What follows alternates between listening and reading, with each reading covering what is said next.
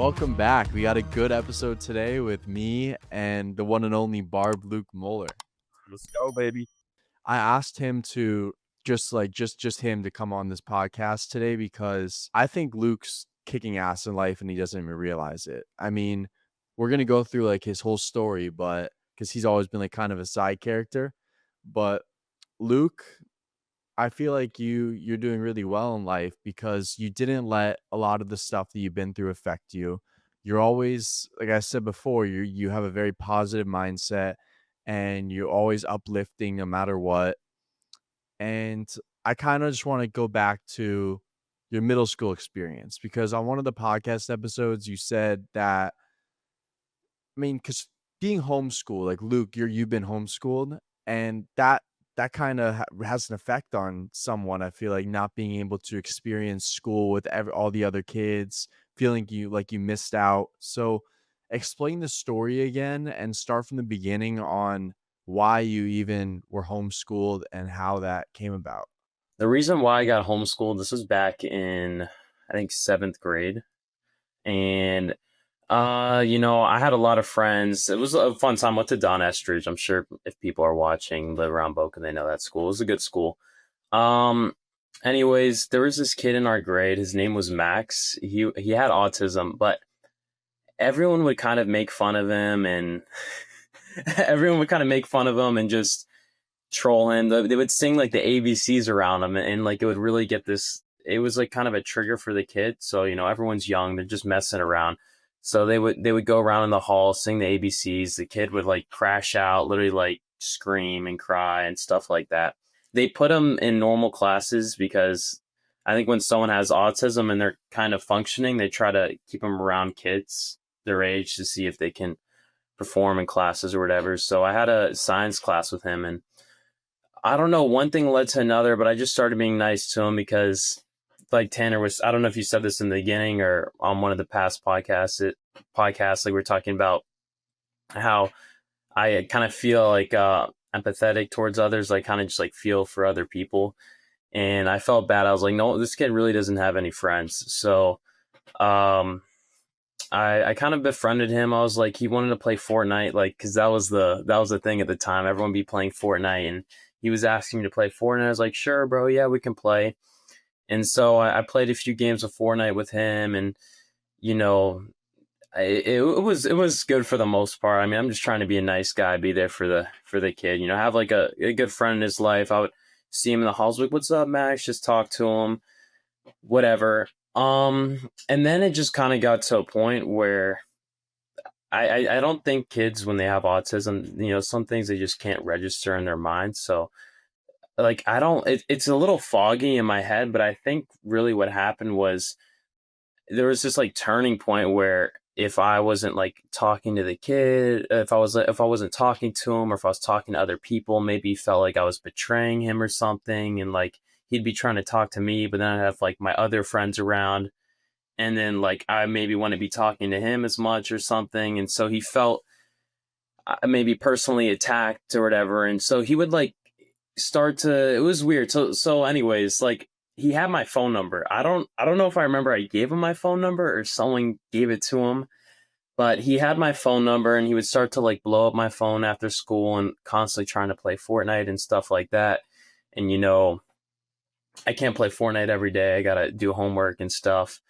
And I was just trying to do a nice thing, but one thing led to another where it was like the kid just got very attached to me, and I was still trying to be nice about it. So I was like, oh, I can't play right now, or I need to do this or that. And then he would start to follow me in school. Once I would get to school, once I would enter school, like he would be there waiting for me, and he'd follow me everywhere I go. And then like in that one science class, if I went to the bathroom, like he would literally follow me to the bathroom. Like he would ask the teacher to go to the bathroom, like constantly trying to talk to me and like sit next to me at lunch and stuff like that, which honestly I had no problem like with that, but it started to get to a point where it's like almost an obsession for this kid, and I was still trying to be nice about it, but there's like a breaking point.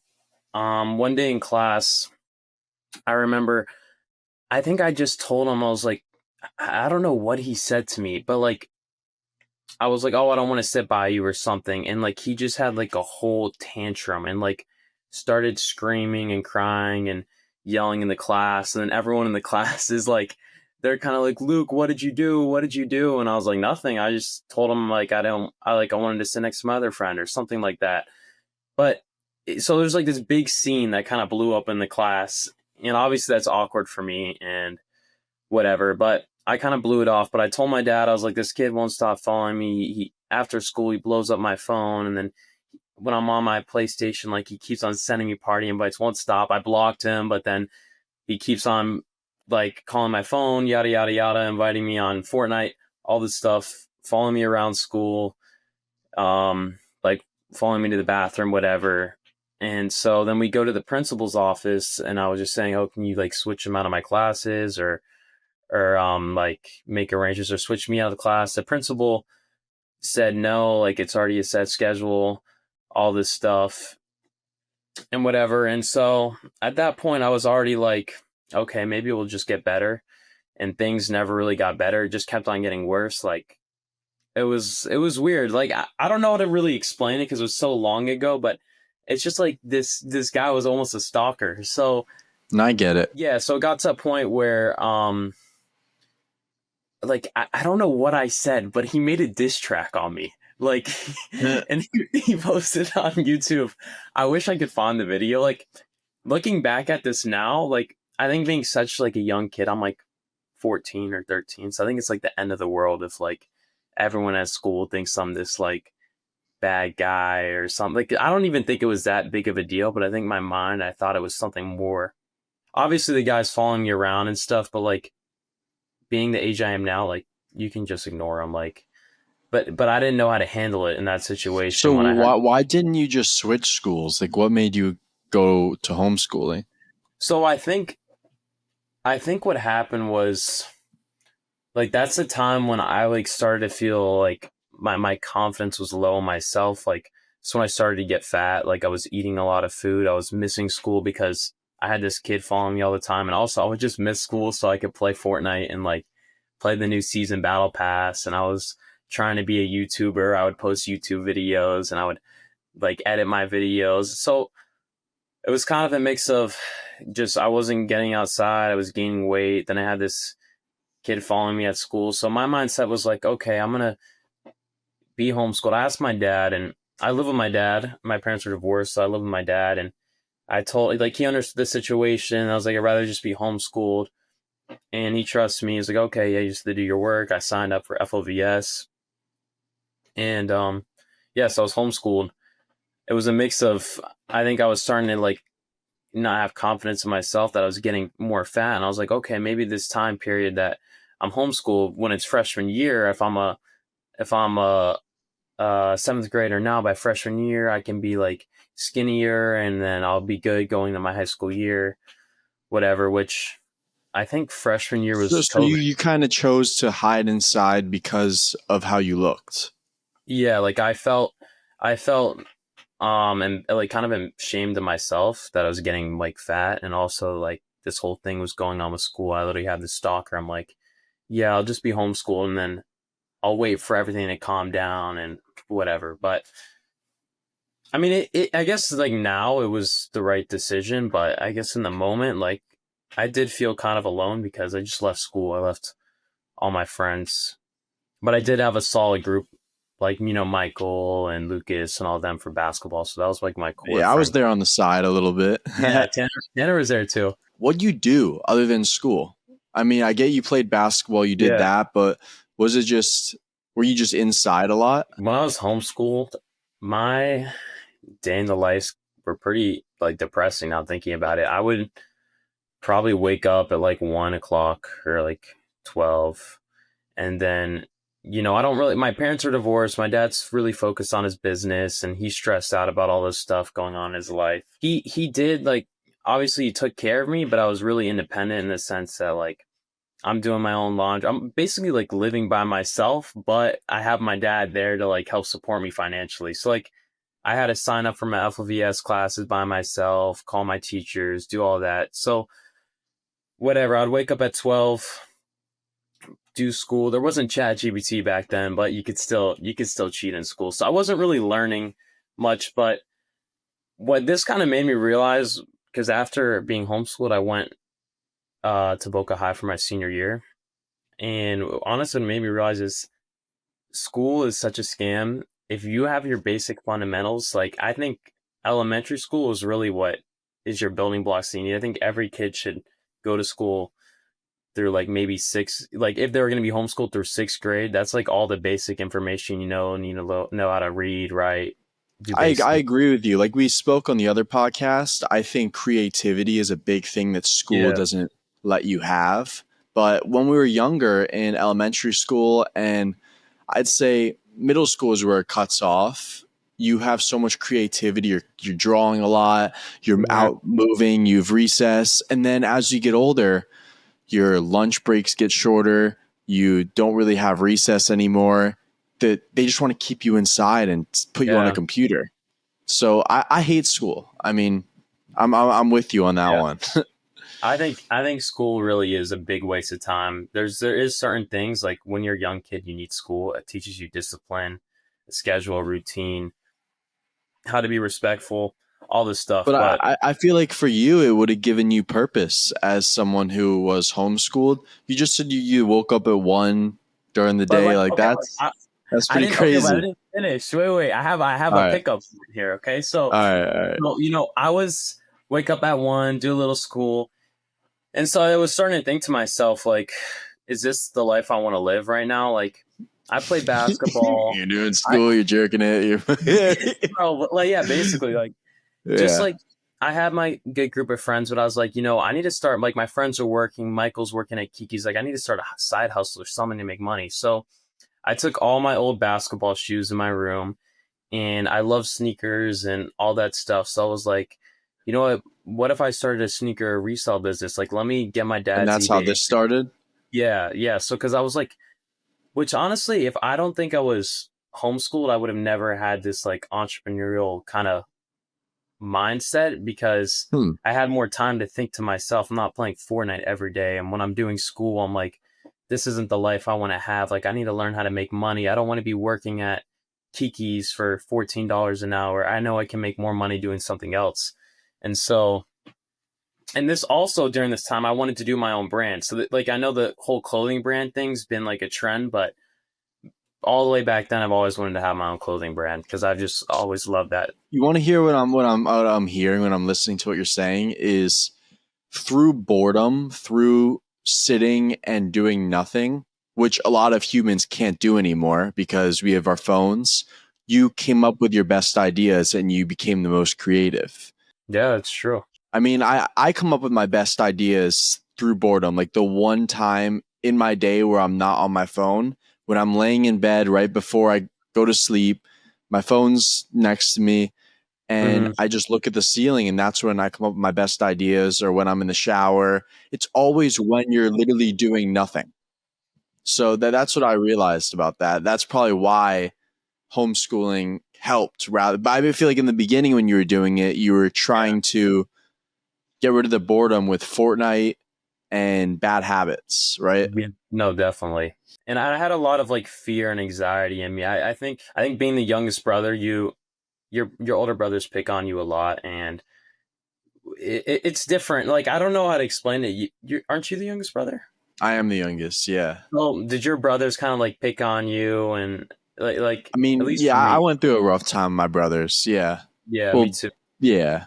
There's either two type of brothers: the ones that want to almost be a leader for you and like be a role model and kind of help you and learn from their mistakes. Like they want to almost be a mentor. Like they'll be a mentor. I know some friends who the youngest brother have brothers like that. For me, it wasn't my case. I think my brothers. I'm a fat little kid. They don't want me to hang out with them. They don't want to listen to what I have to say. I'm annoying. Whatever. I'm a squeaker. Yeah. All this stuff. So they don't care. So Man, I then felt you became 6'4". yeah, man. So I felt very isolated in the sense that I couldn't go to my talk to my brothers. My dad, yeah, I'm close with my dad, but my dad's so busy with work and life. So I'm home alone thinking to myself, there's only so much you can do. So I was like, yeah, but let me start reselling shoes. I need to make money. I asked my dad, I was like, can I get your eBay login account because I'm not 18 years old. They won't let me sell shoes on here. And he's like, yeah. And then I also was like, can you let me log into your PayPal? He's like, I don't have a PayPal. I was like, okay, I'll create you an account under your name, and then I'll put my debit card on there so it's none of your money just going in or out, but so I can connect it to eBay and start getting paid. So I started collecting all my old shoes and I cleaned them up, whatever, posted them. I think I had like $400 worth in total, maybe $300 worth in total that I had to spend and I can, use to resell shoes. So then I was Did you like, publicly say this is your Luke's account, or you just, what do you call it? Like drop the name of the brand or oh, anything? the shoes, it's Boca Raton Kicks. But I think I And do was people knew it was you or when you first started or no? so it was Boca Raton Kicks, but no one, I think it was another name. It was like 561 Kicks or SoFlo Kicks, whatever. But no, they didn't know it was some like 14-year-old kid selling them shoes at first, which it's kind of funny. I'll explain like more of. So anyways, I have like $400 and then I'm like starting to like research and watch YouTube videos about these new drops that are coming out, and I'm entering raffles. I'm starting to build up my money. I remember driving all around with my dad. I was like, they're dropping these new Travis Scott shoes. They're gonna resell for $1,500. If I win a raffle and get them for $100, I'm gonna make $1,400. I'm like asking him, I was like, hey, can you drive me around? And he's like, sure. So we go to like 7 skate shops all around South Florida, and I'm entering these raffles. And I'm having my dad, he gets a ticket too. I He didn't was end up. really supportive of Yeah, you. he was. Yeah, my dad's really supportive of me. Like, Oh wow. yeah, yeah. So my dad's really supportive. I don't. Maybe I made it sound like he doesn't support me in this sense. No, you haven't made it sound like that. You Oh, just, okay. yeah, right now you're making it sound like you're his favorite kid.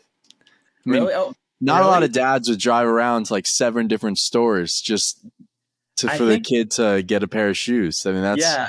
So I think maybe what my dad's very entrepreneurial. I can't even say it, entrepreneurial type of and he guy. saw Like, himself in you.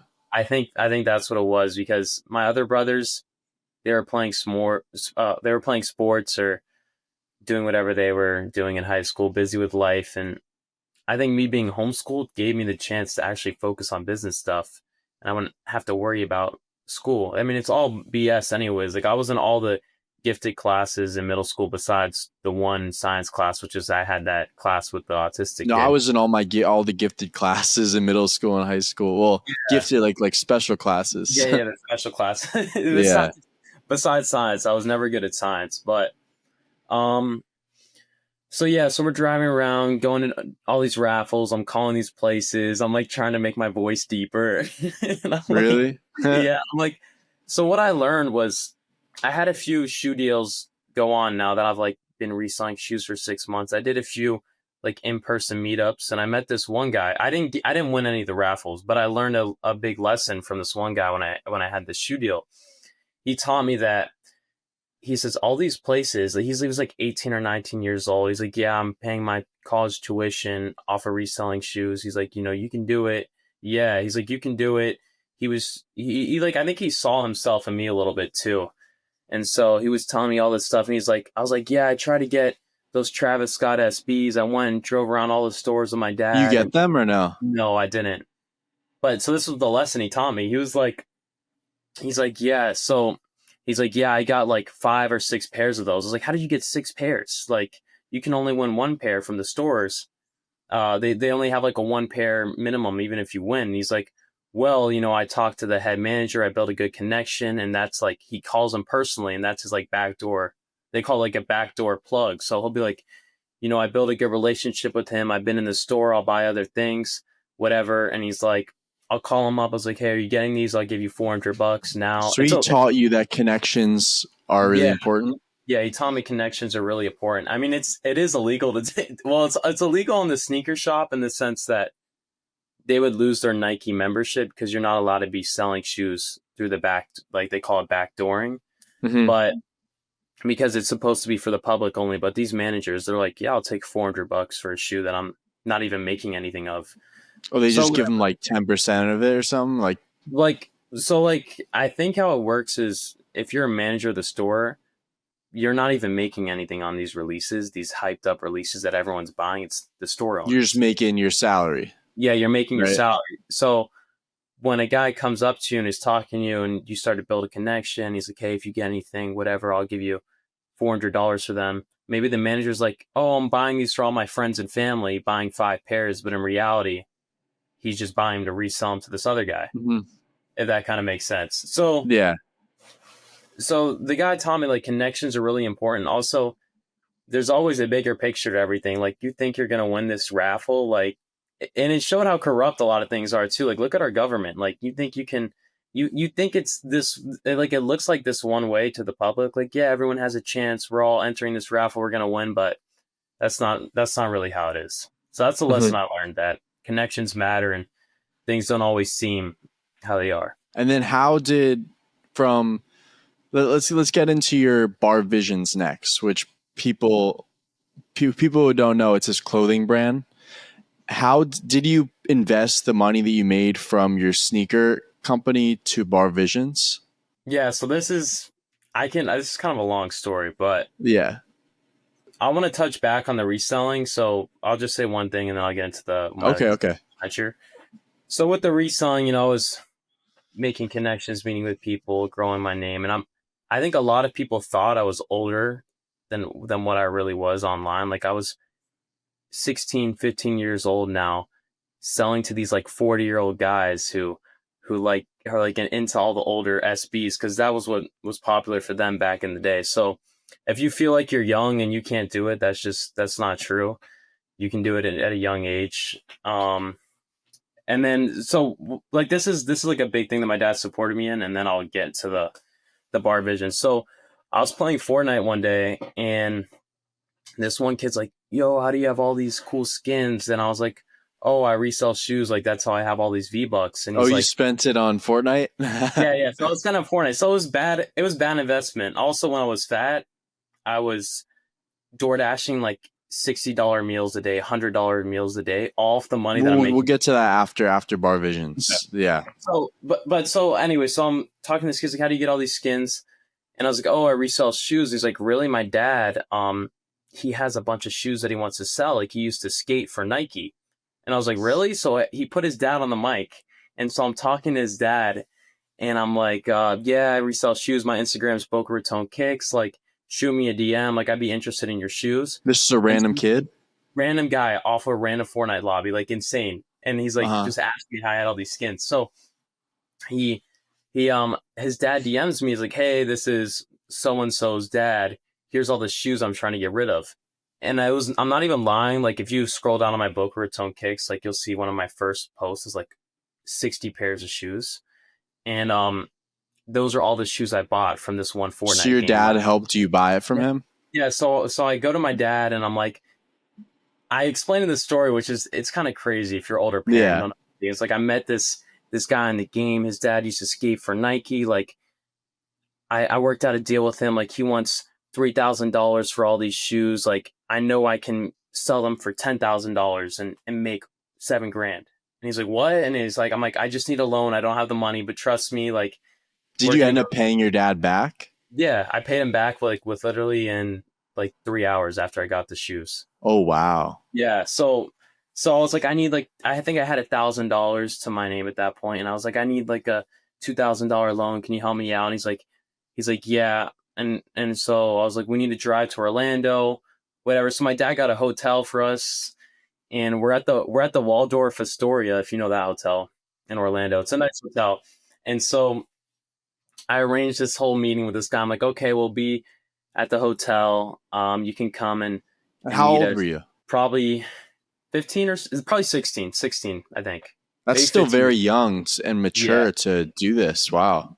I was nervous, bro. And at I that bet you time, are. I mean, this is a huge step to build your character in life. and I'm still fat back then, I'm self conscious, but I'm like, all right, whatever. Like, I need to get over this. And First this was time outside in a while.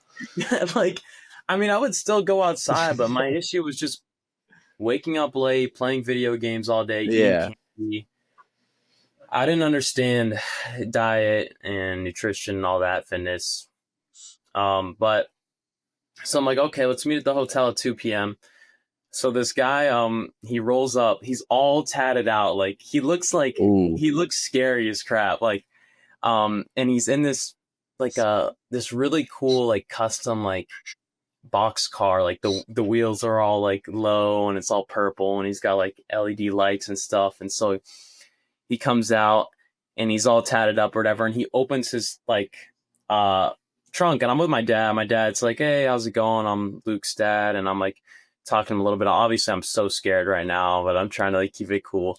And so he opens up the back. I see like 60 pairs of shoes all stacked up, and my dad calls the bellman, the bellboy or whatever, and he's like, he start loading up the shoes. And so we go into the hotel with like 60 pairs of shoes all loaded up on this Oh my belt God. cart. And so like we sit this corner over here, and so I'm looking at all the shoes. I'm like inspecting them because replicas are a big thing. And just because the guy told me that he skated for Nike doesn't mean he could have fake shoes or whatever. But everything turned out great. The shoes were all really clean. Some of them were a bit more dirty. Did So I was you like, rip hey, him off?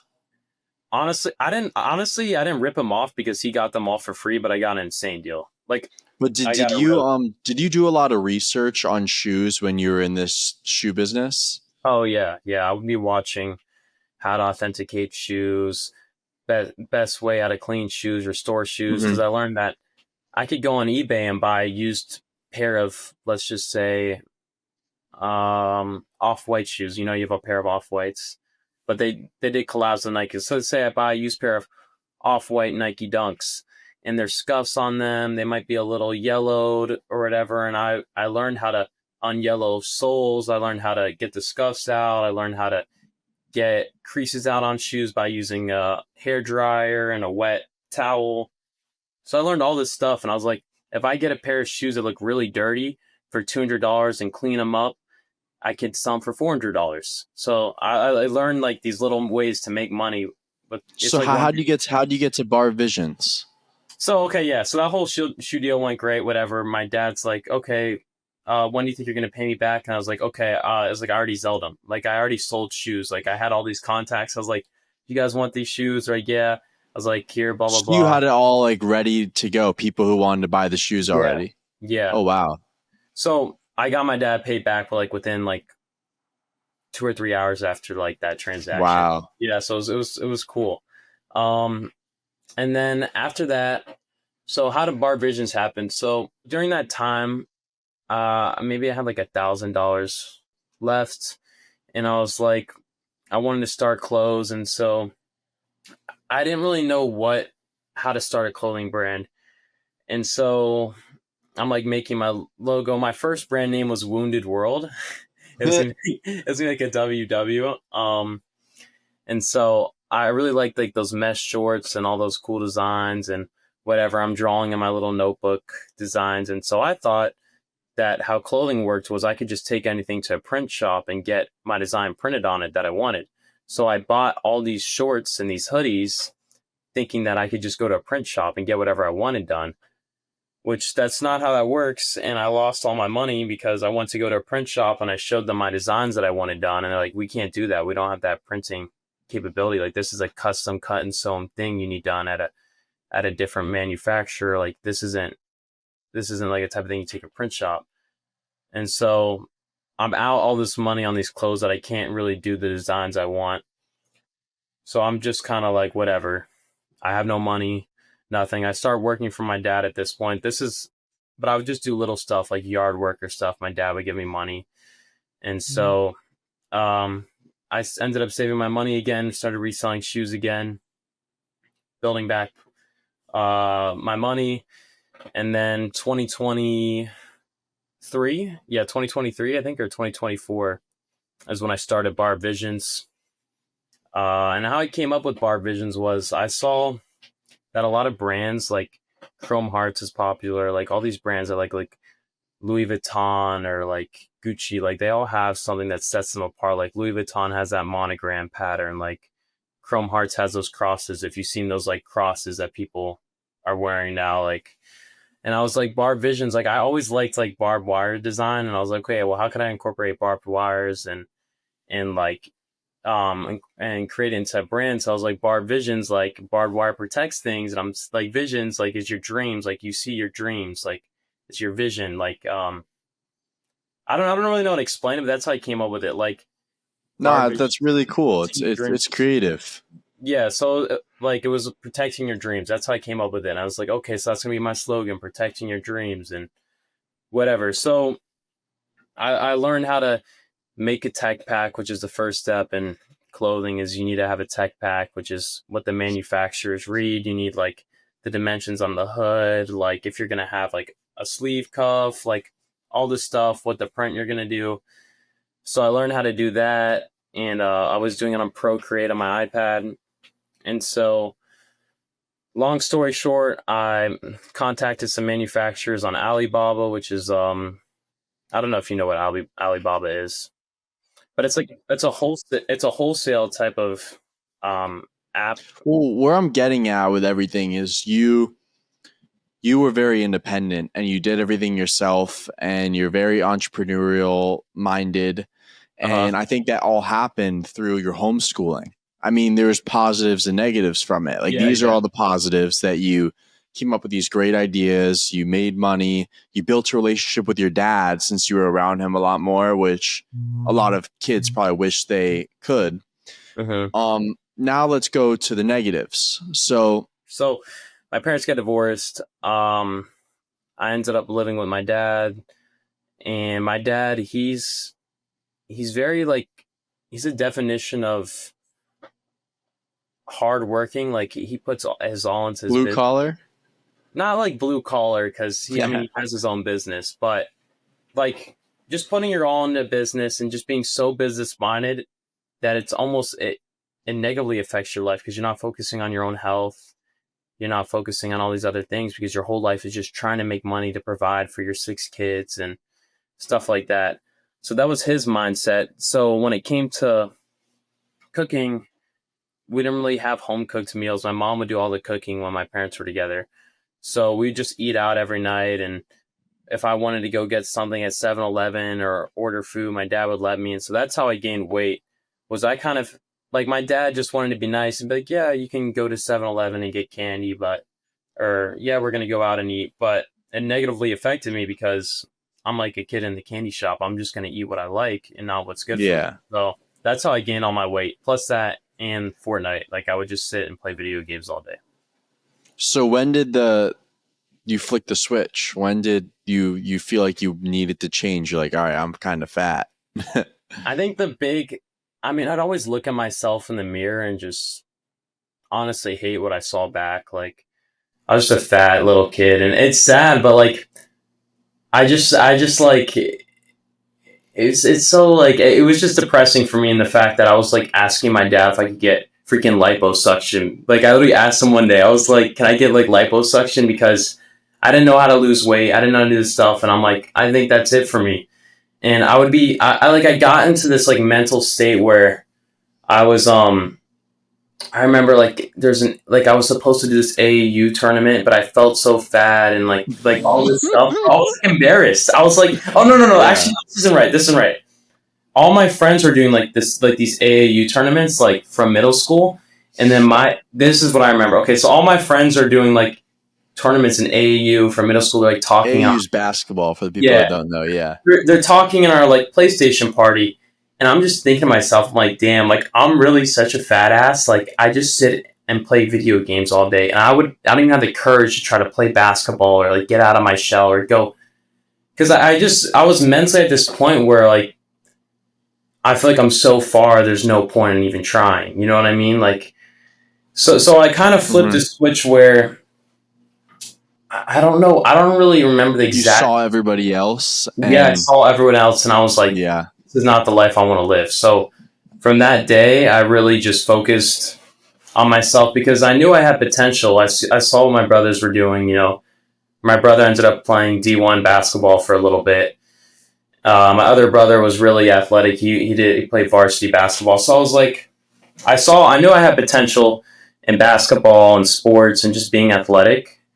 So I decided to flip a switch, and I was going to stop being fat. So It was like So 2020s when, what do you do? I mean, you told me you went yeah, on a lot of runs and around 2020s when I like made that decision, and I started to run with my mom. We'd wake up at 6 a.m. and we'd run to the beach. And before, I wouldn't even be able to keep up with her. Like my mom would outrun me. We'd do like a 3 mile run or 2 mile run. And I would give up sometimes. I'd be walking on the side of the road, like, A1A. yeah, Like my mom would park at, like, let's just say like Red Reef or whatever, and we'd run, and let's say we'd go like 2 miles down and then we're gonna come 2 miles back, or maybe a mile down, a mile back. And I remember one time, like, I couldn't keep up. Like we're like literally like 3 minutes in a run. I'm already walking. My mom's my mom's way ahead of me.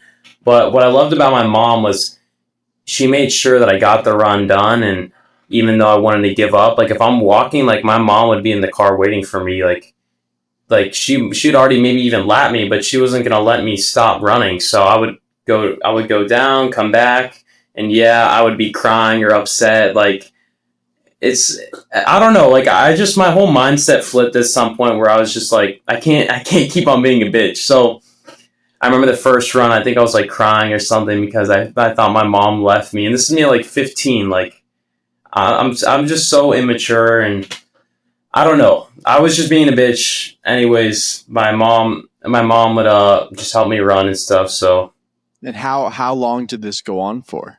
oh yeah, so we would run like maybe every other day or every few days. And then I also met this trainer, his name's Poiko. We call him Coach Patrick, and I think he worked at the gym, and he kind of taught me how to lift weights, how to run, how to properly move. He was a basketball trainer, and then he also became a gym trainer for me, taught me all that stuff. And so eventually he became kind of like a big brother to me, and we would go on runs and do outdoor training sessions. So that's what also helped me lose weight and helped shape my mindset that, I am capable of doing things. Because I used to always be like, I can't do this. I can't, no, I can't run. I can't do this or that. And he told me, that, no, you can and you will. And so he helped change my mindset and mentality. So through this whole story, we've been talking for a while, and I'm getting to know you more than I've ever gotten to know you before. Like this is a lot of stuff that I actually didn't know about you, and I want to wrap it up just by saying I'm really proud of you. I mean, you always see the good in everybody because I think you always try to picture how someone else would feel. Like with the story you said in the beginning with the special needs kid, you were trying to be so nice to him, and you're the one of the only people in the world that could brighten up my mood. And you're always so positive through all this stuff. Even when you were fat, you were still the nicest. You were like a teddy bear, I remember. So before we finish up, what's the biggest piece of advice you give to, let's say, mini Luke? Like, let's say there's someone out there Mm. who just is a ball of sunshine, but is maybe a little fat or a little sad. Just someone you when you were younger as someone else. Like, let's say someone else is you. What would you say to Yeah. that person? What would you say to little Luke? From my experience, I feel like I was the only one dealing with this stuff, and that I'm such a, fat kid. I'm not going to do this or that. And I kind of gave up on myself. So don't give up on yourself. It's normal to feel these emotions. And I think it's good to reach out and admit that you need help. I think, and take that first step. Like, take the first step of going to the gym. What I really learned in business and life is you have to take the first step, and you'll never. Everything seems so complicated before you actually start doing it. So you can overwork yourself and make your mentally think. That's a quote right there. Everything seems complicated before you start doing it.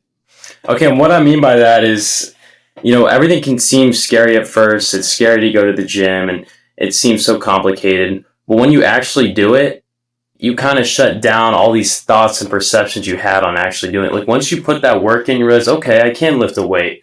Okay, I can shoot a basketball. Okay, I can go on a run. And it gets Okay, easier every single yeah, it day. gets easier every time. And okay, I can start eating healthy. Yeah, okay, I'll cut out soda. Let me cut out soda and start doing that. All right, now I'm going to stop eating fried food. So once you take that first step and you realize, okay, you can slowly work towards things, and it doesn't seem as scary than it really is. I think we should end on that. Like that was really, really well said. I really appreciate you coming on the podcast, Luke, and sharing your story, your piece of advice, because I feel like a lot of people nowadays can click with that story, seeing how popular um, video games are nowadays and how easy it is to just give in to unhealthy food. And I think when people hear your story, they'll look a lot more to the creative side of their brain instead of the stay in school, go on your computer. So it's nice. It's nice to hear another entrepreneur's mind and story. So yeah, thanks for coming on. Thank you, bro.